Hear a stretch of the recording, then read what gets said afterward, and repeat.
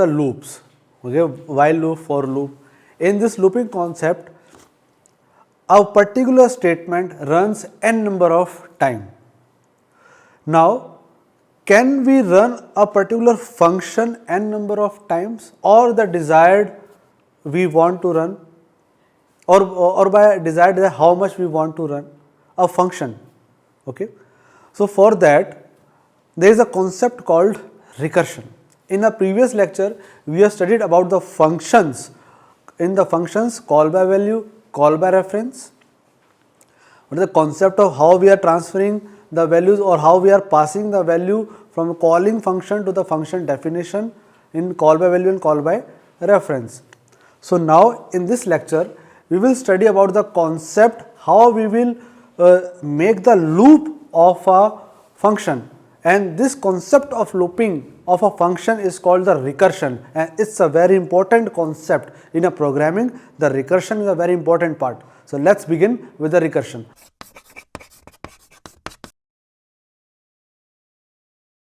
I am Dr. Shriyash Atri, and these are the good engineering books from the S. Chand Publishing. Recursion. What is the concept of recursion? In general, it is a repetition process until a certain condition reaches to break the process of repetition. Looping is also a process of repetition until a certain condition reaches to break, but here the process of looping of the function in which the function calls itself until unless the breaking condition is not reached. So, when a function calls itself until the stopping condition reaches is called the recursion, and it is the difference between the concept of while loop, for loop. Okay, don't club together. For loop looping concept is different and recursion concept is different. So, how recursion works? Let us understand this. This is a main function. Inside the main function, we are writing the function calling, and when we are function calling, the concept goes here. This is the function definition, and inside the function definition, again the same function is calling. This is called self calling, and this concept is called recursion, and this process of calling is happening until unless the breaking condition not reached. Okay, this process is called recursion, and this is a more elaborative diagram as well. This is the recursion function. The name of a function is recurse, and this is the main function. Inside the main function, the recurse is there, and it is calling itself. The control goes here, and when we are going inside it, again it is calling itself, and this process goes on until unless the breaking condition not reached. Now, it is a very simple program to print the numbers in decreasing order using recursion. We have done this program already using the for loop or while loop, but now we are using this with the help of recursion, or we are making this program with the help of recursion. How it is going to happen? First of all, we have to declare the function prototype. Reverse is the name of a function which is having a return type of integer, and it is only having one parameter, and that parameter is having of integer type. Okay. Now, inside the main, num is equal to 10, reverse num, that means function calling, the 10 goes here, 10 goes here, and function calling, the control moves here, and with the help of call by value, concept of call by value, this 10 passed to the x variable, and this x variable is of integer type. How your compiler knows that this x is of integer type? Because this is the prototype here, and we have declared the prototype here, that integer type. Now, the compiler can link that x is of integer type. Now, the value of x is now 10. Okay. Now, inside the function body, we are saying 10 is greater than equal to 0. Condition is true. Then again it goes inside printf %dx. So, it will print 10. Then reverse x minus 1. Okay. Reverse is a function name, and x minus 1 is now become 9. So, this again call itself. This is called calling itself, and this concept is called recursion. Okay. Now, the value of 10 is now become 9. Okay. Now 9 is greater than equal to 0, condition is true, and then it will print 9 here like that. Okay. Then again reverse x minus 1, the value of x was 9, now it becomes 8, again it reverse, and this reverse process will go on until unless this breaking condition is not reached. So how it is going to print? 10, 9, 8, 7, 6, 5, 4, 3, 2, 1. Okay. Now when the value of x becomes 1, then until here it is printing. Now 1 minus 1 becomes 0, and final call, the value of now x becomes 0. 0 is greater than equal to 0. Yes, condition is true. Again it will print 0, and then 0 minus 1 becomes minus 1. Again the value goes here, and instead of 0 it becomes minus 1. Now minus 1 is greater than equal to 0. Condition is false. And after this, now my control goes towards the here main function, and finally my output will come like this: 10, 9, 8, 7, 6, 5, 4, 3, 2, 1, 0. So this is called the function recursion. Okay. It is different. I am again repeating, it is different from the concept of looping, but the output is same. Here we are making the loop of a recursion. Okay. We are not making the loop of the variables, we are making the loop of a function, not the variables. Now type of recursion. Generally there are 4 types of recursion we use: direct recursion, indirect recursion, tail and head recursion, and tree recursion. One by one we will understand the topic of these types of recursion with the help of example. In this video we will focus on direct recursion and indirect recursion. Now direct recursion, meaning of direct recursion is when a function calls itself with the same function repeatedly, it is called direct recursion. As we have already understand the process of recursion, and while printing the numbers in a reverse order, that particular process is called direct recursion. Let's understand this with the help of another example. Here again the program is to add the n numbers, okay, using the recursion. So my n numbers are the first 5 numbers. Simple function prototype declaration, result declaring the variable, the number is 1, result add num1, that means the value of num is 1, and the function calling goes here. Here the value of n is 1. Now 1 is less than 5, condition is true. Now what happens here? Return n plus add n plus 1. Now what is the meaning of this statement? N is 1 plus add 2. Okay. Now this is the statement. This is called function calling again, function recursion. Okay. Again the recursive call happens and control goes here. So understand this direct recursion.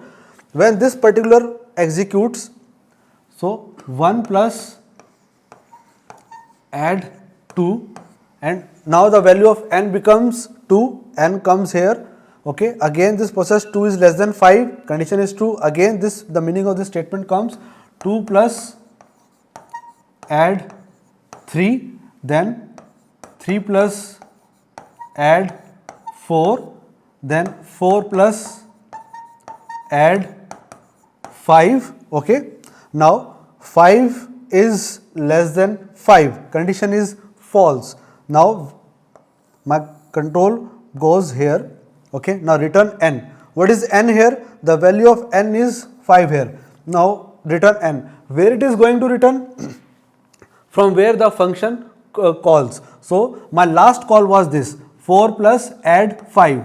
So return n.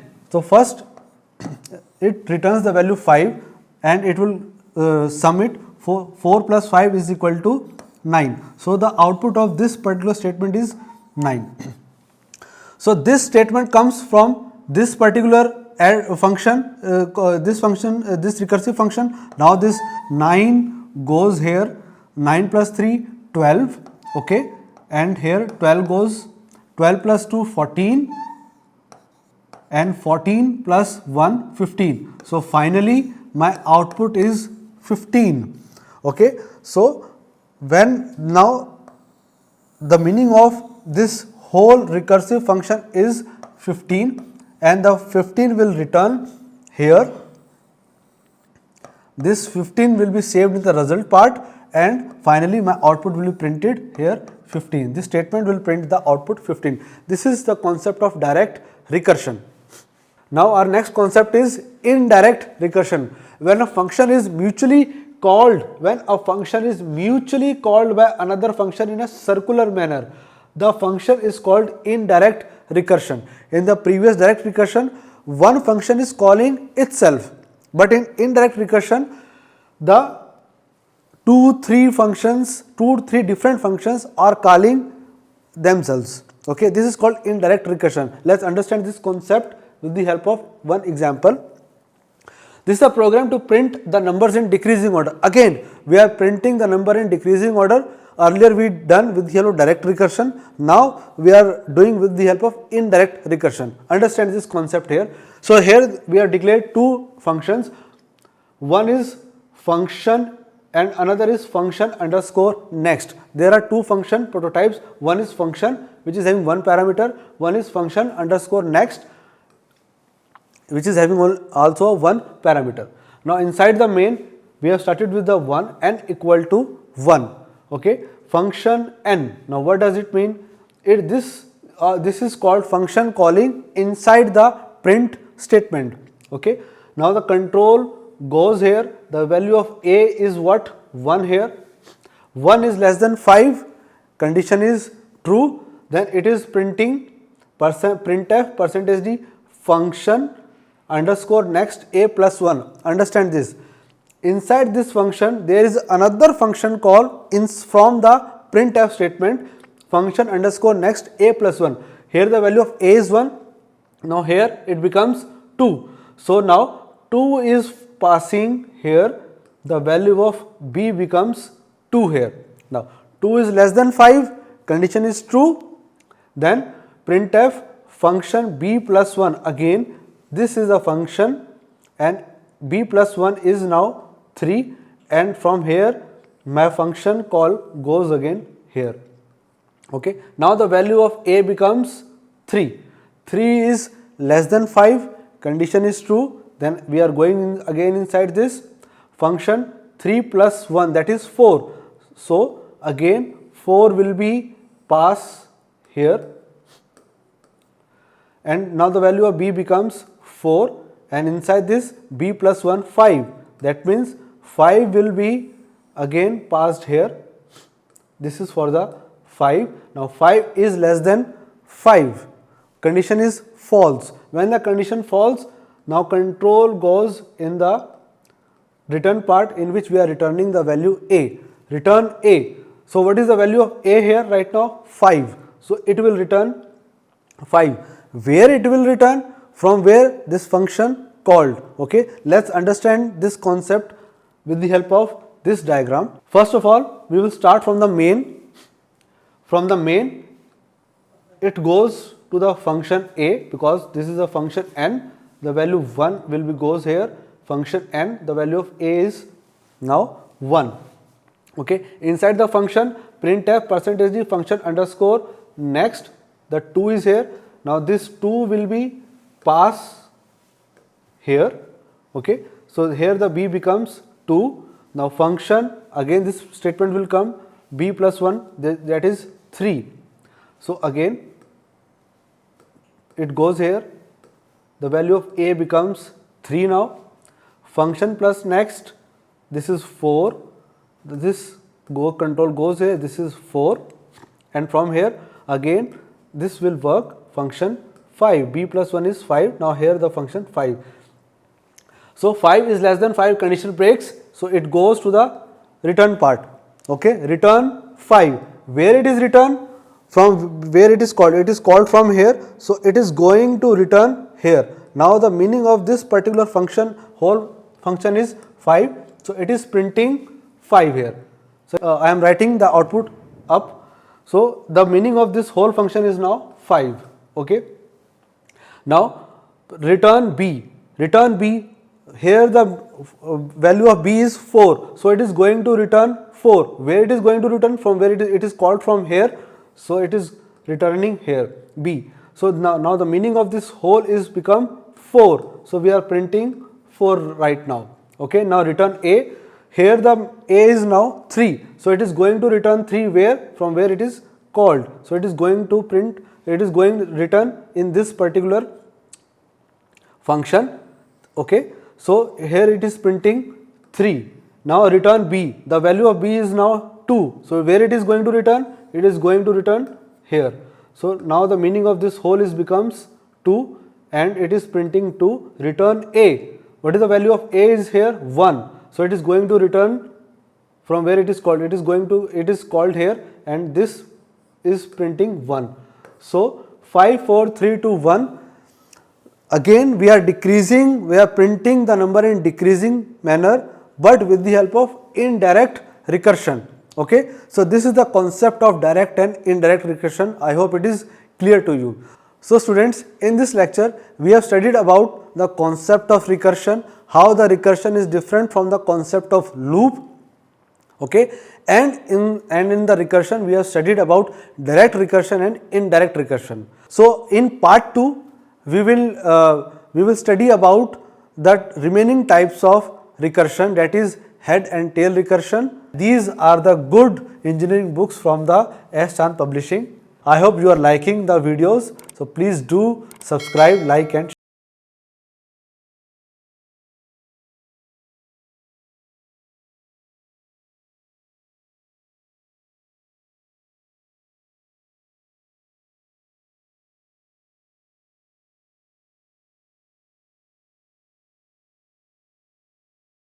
Of the copyright holder.